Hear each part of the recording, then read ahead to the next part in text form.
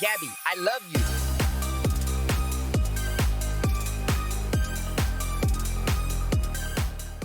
Welcome the Pro Wrestling 225 SEC champion, Braxton Hunter. Hello. Thank you so much for being here on Interview with the Indies.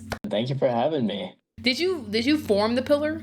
I personally did not form the pillar. Actually, the person that formed the pillar per se might come as a surprise.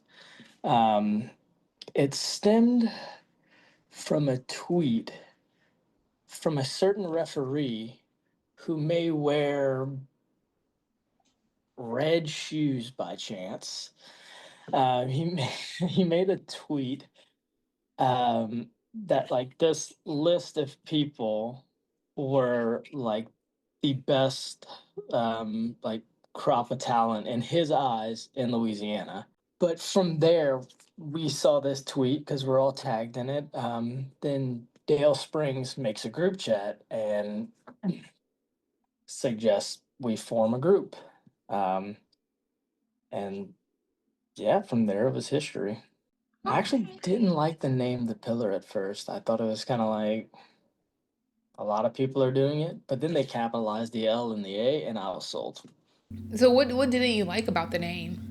At first, it just seemed kind of almost bland, like, and then you've had like AEW with the four pillars there. All Japan Pro Wrestling had their four pillars of heaven.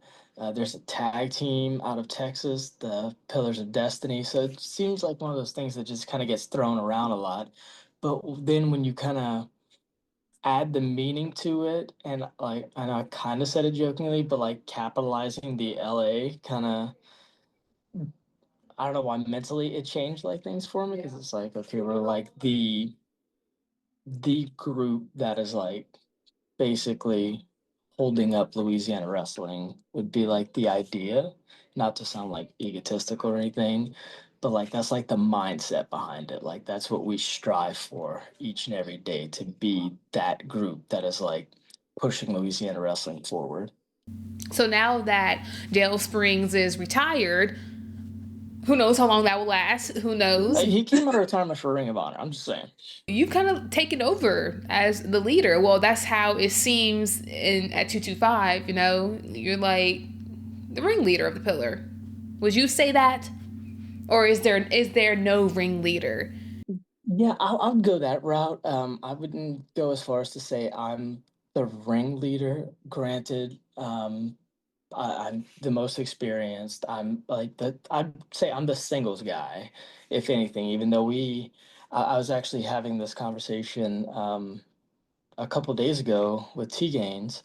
Um, like there are certain factions that you look at and you can tell, okay, there's this singles guy or the leader, there's a tag team, and there's a woman.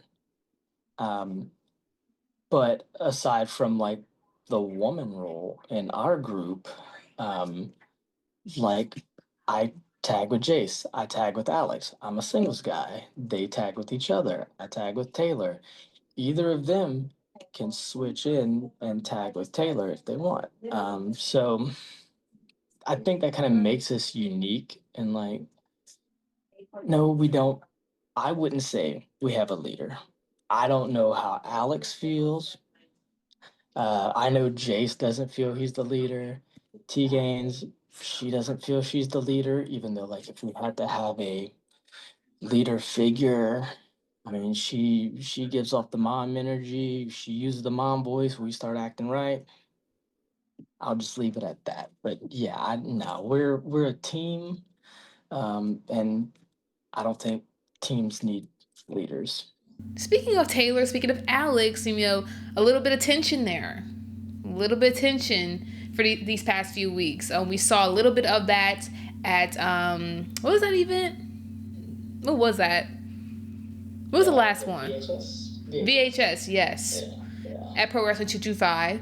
So, what's the inside scoop? What is going on with that? Is there a little bit of jealousy from Alex's end? Does he miss his best friend, Braxton? Come on, give me the tea.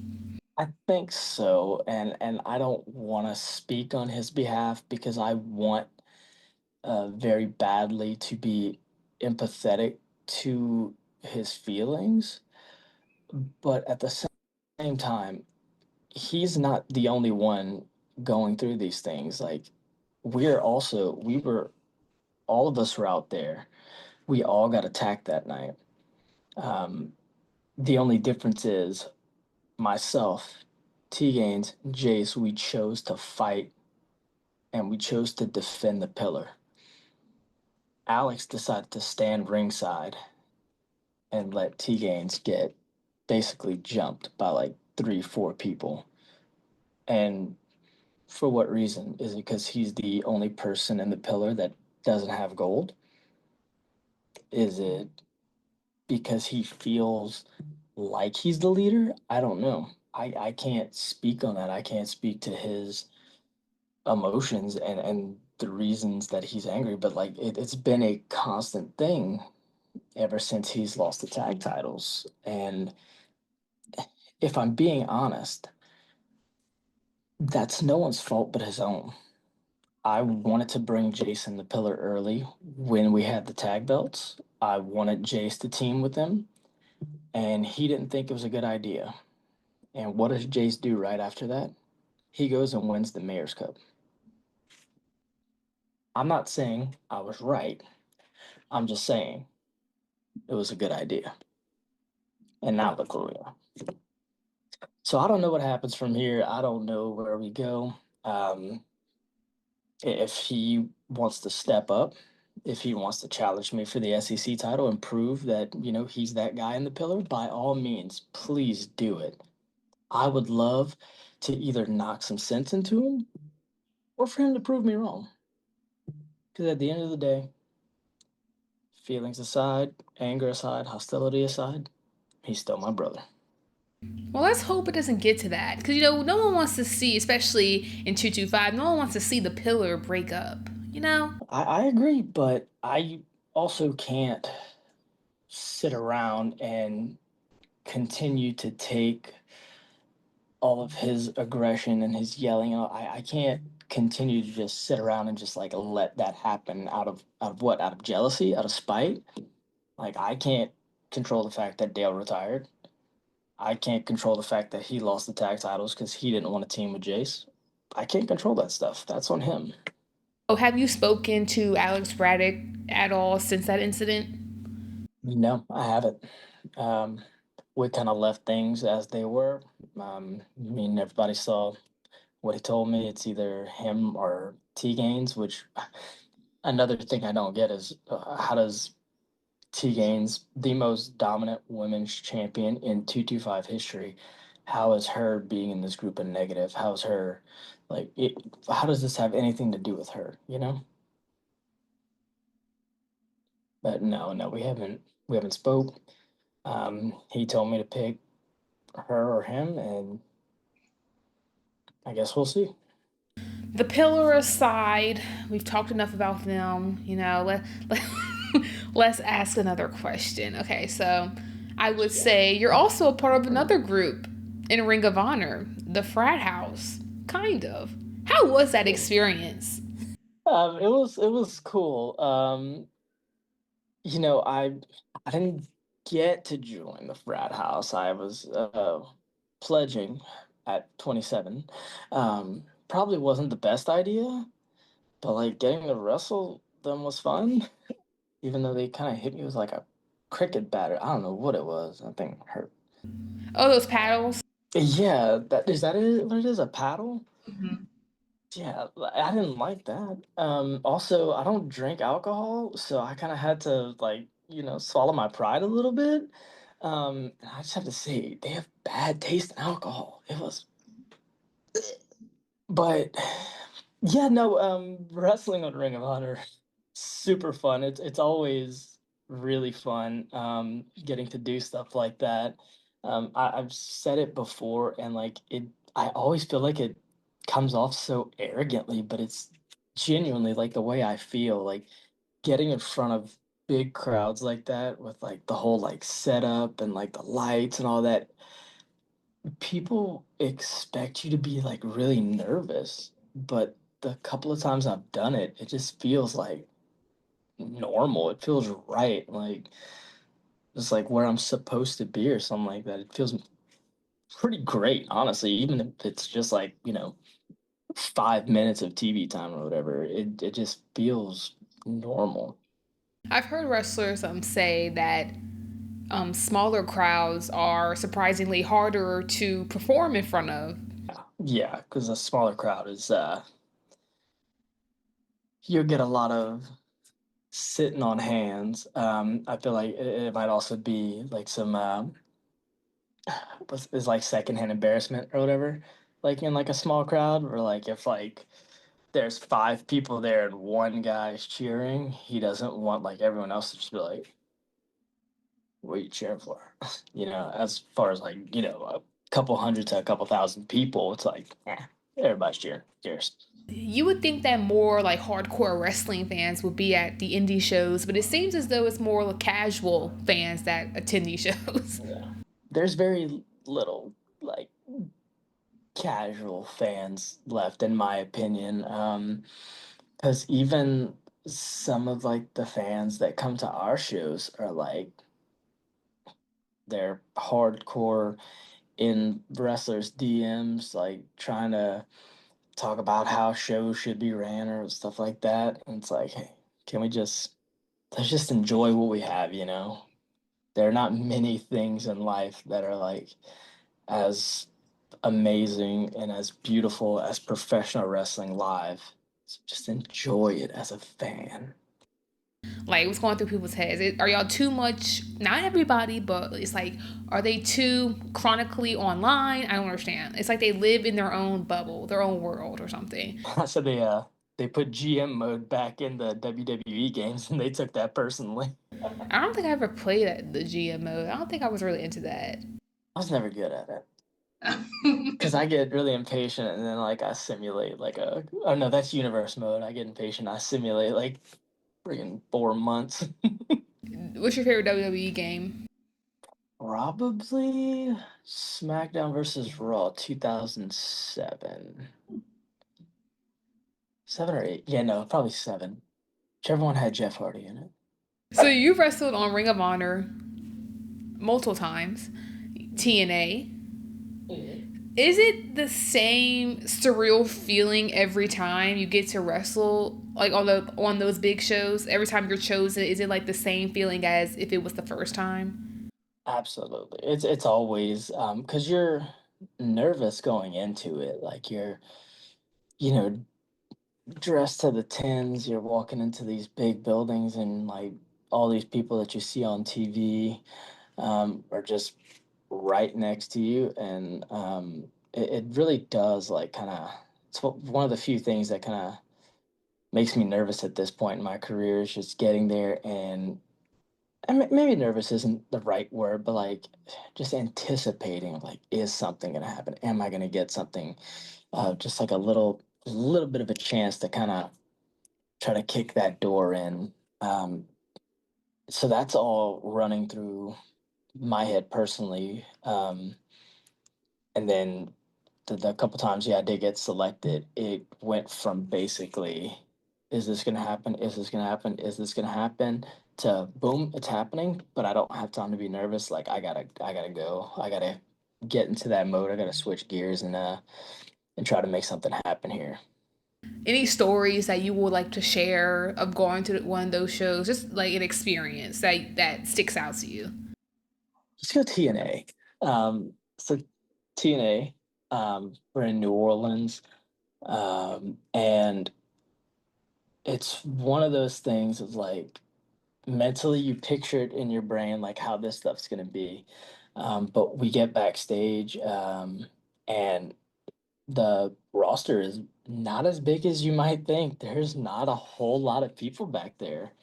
Um, and Mustafa Ali was in his first run there at the time, so they're telling everyone to bring their suits and like only like clean cut guys with like no facial hair, nothing like that. Like they're gonna pick four of them to be his security. Um, and I was originally selected to be one of the security guards. Um, I don't know what happened. We're sitting in the bleachers, kind of just waiting for someone to tell us to do something. And next thing I know, Tommy Dreamer says, "You come here." And I look, and he's pointing at me. And, oh, okay. So I run over, tells me to hop the guardrail. And Khan and PCO are sitting on the ringside. And Khan asks something. I could have swore he said, "How's your bill?" I was like, "Bill? Like, I don't know. They're expensive. If you want to help pay, I mean, I could use it." Um, he's like, "No, your bill. Like, grab, throw you." So that's good. Because like one thing about Braxton Hunter got body control, and I can, you see my swanton. I got that. He said, "Okay, perfect. Um, you'll be the timekeeper tonight." I said, "Oh, you know how those things correlate." He said, "Well, about 3 matches in, we'll have this match. You ring the bell. You annoy me. I'm gonna grab you, throw you, and that's it." So okay, cool. I can do that. What I didn't know is timekeeping is a very hard job, especially when you have a professional like timekeeper sitting right next to you and is telling you like how to like exactly like the cadence and like how to ring the bell and all that. Um, so like I wasn't getting yelled at, but I was like ringing the bell, and he's like, "Oh, that sucked. Do that better." Like, and this is going on for like the pre-show and then like the first 3 matches of like this pay-per-view. So it gets to third match. My spot's coming. They're fighting. They won't stop, and I'm ringing this bell horribly. I might add. Do not watch No Surrender from last year because you're gonna hear some of the worst bell ringing ever. Um, and then Khan walks over to me, and I get up, and I'm like, "Oh man, here it comes." I'm like, "This is where I'm gonna get him." And he goes to throw me, but our footing was off. So instead of like flying in the air, I just kind of like tumble. And I was like, as like I'm tumbling, I'm like, that was horrible. I hope he grabs me again. And as soon as like I look up, he's there and he goes, "That sucked. Let's go again." And he throws me, and it was I must have went like 6, 7 feet in the air, but it was one of the most beautiful like flips I've ever done. Like I got up there, flipped, I was like straight, and then boom, hit. So they end up grabbing me up after all that, bring me to the back, and Tommy Dreamer is like standing right there as I get to the back, and he goes, "Holy shit, kid, are you okay?" I was like, "Yeah, I'm fine." He looks over to his like second in command or whatever, and he goes, "We gotta pay him cash like now." So he grabs guy and hands him like a wad of money. One thing I hate when people do, guy counts the money right in front of me, flips it, counts it again, and then just gives me the whole thing. Like, um, right after that, uh, Tommy comes and grabs me again. He says, "Hey, are you gonna be here tomorrow?" I'm like, "Yeah, I'll be here." Because we were doing tapings the next day, um, and show up the next day, and nothing's really happening. Nothing's really happening. Um, until a friend of mine, Richard Adonis, he was kind of doing some stuff with TNA at the time. Um, he got pulled to do a tag match against the Grizzled Young Vets, and they asked him like, "Hey, any of the extra talent here that you want to tag with, just let us know. We'll put them in with you." And the first person he pointed to was me. And when he pointed me out to Tommy, Tommy said, the guy that took the bump last night?" And he said, "Yeah." He goes, "Oh, hell yeah, he's in." And then went on to wrestle the Grizzly Young Vets and beat him in 3 minutes. That's my story, and I'm sticking to it. Aww. They're gonna remember you next time they come to New Orleans. They're gonna remember you. I hope so. I hope so. I wish they remember me now. If it's meant for you, it'll come to you. So don't worry too much about that. So Absolutely. everyone's timing is different. Do you like Love Island? Did you watch this season of Love Island? Gabby, don't get me started. I didn't watch this season. I really didn't have to because TikTok was spoiling it. Who are you hoping that to win this season? At first, I was Team Austin, just because he made me laugh. But then once he got the boot, I was Team Amaya all the way. Then her and Brian got together, and I said, "Yeah, no, this is it. They just finished it up now. They won." And sure enough, all right. And who were your least faves? Thing I liked all the guys. They all like seemed like I would hang out with like all of them. As far as the girls, I didn't really like Sierra too much. Like she just seemed like oh um they were like I wouldn't say like I didn't like them, but like there were some people that were just kind of there. That was like I forgot these people were on the show. Um like TJ, Vanna, who's that other girl? She was with Pepe after Hannah. The other blonde girl. Iris?